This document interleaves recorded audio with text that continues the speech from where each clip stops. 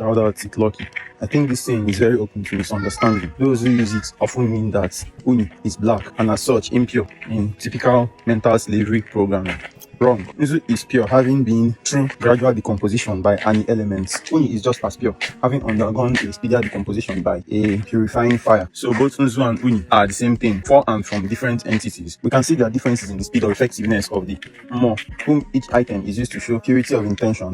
That is Obi Ochatu. Alusi, Kana, and Mauni. And you see the speed they use to bring judgment and kill if necessary. You typically don't use Unyi in water or wine, but you hardly or never go to an Alusi shrine and offer Dunzu. If you have, please educate me in the comments.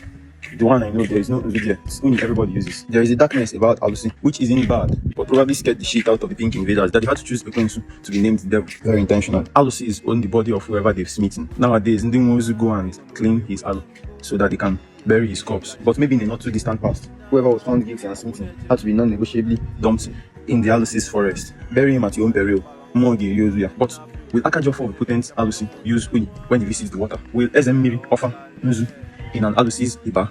Ikenga deal and Alusi Mele Ikenga deal. So Nzu Kona Mukwensu, last Majo Haya, Atichiri Nurago, Aka Ikenga is the left hand. Nyakana Wani Abolibu. When the aged Ikenga transitions to Ndiche. So maybe you use one hand to offer Unyi and use the other to offer Nzu to your various more, since you have Izumezu. And if I'm more needy, come on. So thoughts, please, anyone.